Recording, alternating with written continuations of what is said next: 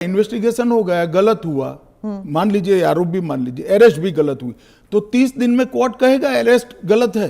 मेरा बहुत स्पष्ट मानना है, मेरी पार्टी का मानना है, देश के प्रधानमंत्री का मानना है कि इस देश में कोई भी मुख्यमंत्री हो, मंत्री हो या प्रधानमंत्री हो, जेल में रहकर सरकार नहीं चला सकती। कई सारे लोगों ने मॉरल ग्राउंड पर इस्तीफे दिए हैं, कोई जेल में जाकर सरकार नहीं चलाई। इवन हेमंत सोरेन ने दिया था रिसेंट पास्ट में, जब वो छूट कर आए तो फिर से मुख्यमंत्री बन गए। अपने अंदर भी जो उनसे कंपटीशन में चल रहे हैं लखनऊ वाले, उन तरह के तमाम लोगों को भी निपटाने की मंशा है इस कानून के तहत।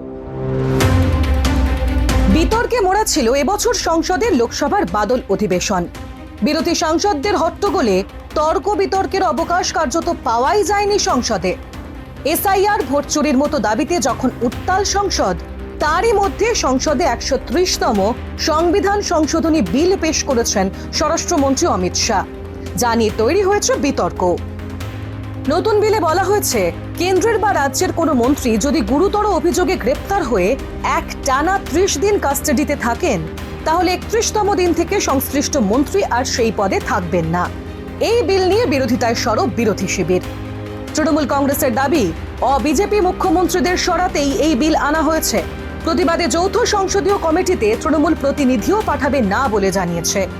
এএনআই এর সঙ্গে সাক্ষাৎকারে স্বরাষ্ট্রমন্ত্রীর অভিযোগ, বিরোধীরা এভাবে সংসদের নিয়ম কানুনকে অপমান করছে। उनको कौन ना बोल रहा है कि आप मत बनो, क्योंकि हम कह ही रहे हैं कि आप बनिए। आप अगर पार्लियामेंट चलाने के जो नियम बने हैं, वो नियम को भी स्वीकार नहीं करोगे और आप कहोगे कि हमारी इच्छा है वही फाइनल हो, भले हम विपक्ष में हैं, ऐसे नहीं हो सकता। सरकार उनको मौका दे सकती है, अगर वो मौके का स्वीकार नहीं करते हैं तो हम क्या कर सकते हैं? हम तो रिसीविंग एंड पर हैं। क्योंकि वो रिसीविंग एंड पे हैं आप। निश्चित रूप से अगर जेपीसी बनाने का निर्णय होने के बाद भी वो जेपीसी का बहिष्कार करते हैं तो सरकार के पास विकल्प क्या? वो कह रहे हैं कि आप सिर्फ उनका स्टैंप चाहते हैं, ये तो संविधान की हत्या है। ये ऐसा नहीं है। जेपीसी में अनेक साक्ष्य बुलाए जाते हैं, सार्वजनिक जीवन के भी बुलाए जाएंगे। आप एप्लीकेशन करोगी तो आपको भी बुलाएंगे, आपका रिकॉर्ड होता है और वो सारे दलीलों का, साक्ष्यों के दलील का काट कर कर रिपोर्ट तैयार होता है और वो रिपोर्ट के आधार पर बिल को बदला जाता है। तो पूरी पार्लियामेंट की संवैधानिक प्रक्रिया को ही सिरे से खारिज करते हैं।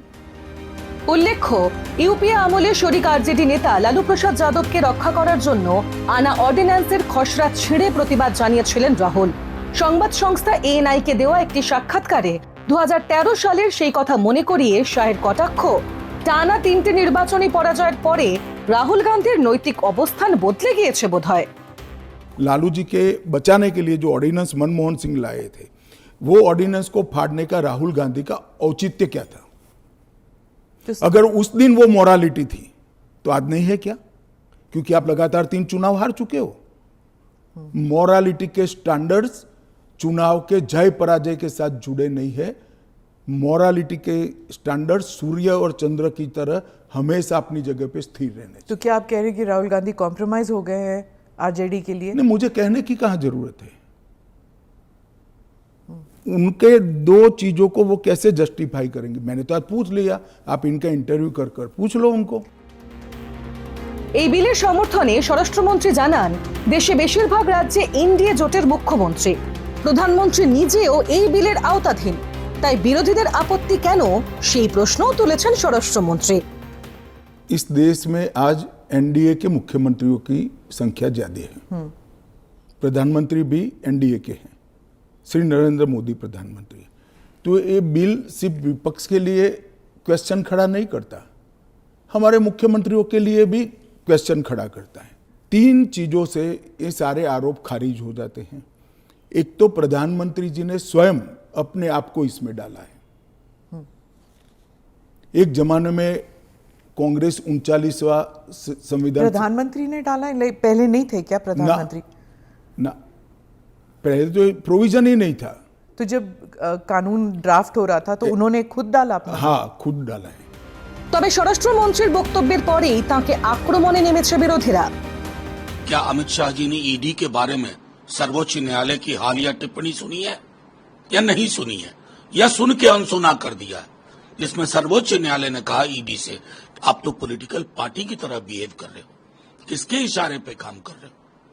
तो ये सब संदेश है माननीय गृह मंत्री जी को।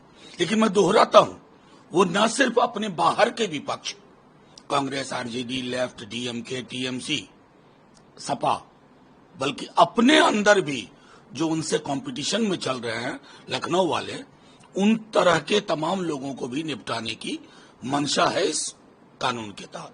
आज पूरे देश में एक ही बड़ा सवाल है कि कोई भी राजनीतिक अपराधी हो, चाहे मंत्री हो, चाहे मुख्यमंत्री हो, वो तब तक अपराधी है, तब तक अपराध के घेरे में है, तब तक ईडी उसकी नज़र में है, जब तक कि वो विपक्ष में है।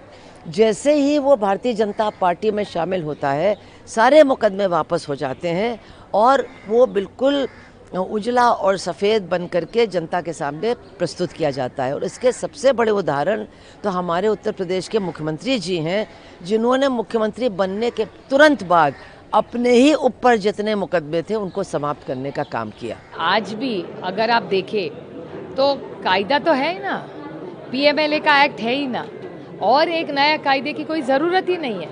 एंड डिटेंशन इस देश में, संविधान में, you are innocent till you are proven guilty. यहाँ आपको गिल्टी भी नहीं है। आप कोई भी किसी को 30 दिन के लिए अगर डाल दे जेल में तो कैसा चलेगा, आप निकाल देंगे उस आदमी को। The right of removing a minister is with the chief minister. तो आप उसका भी अधिकार ले रहे हैं, ऐसे कैसे चलेगा।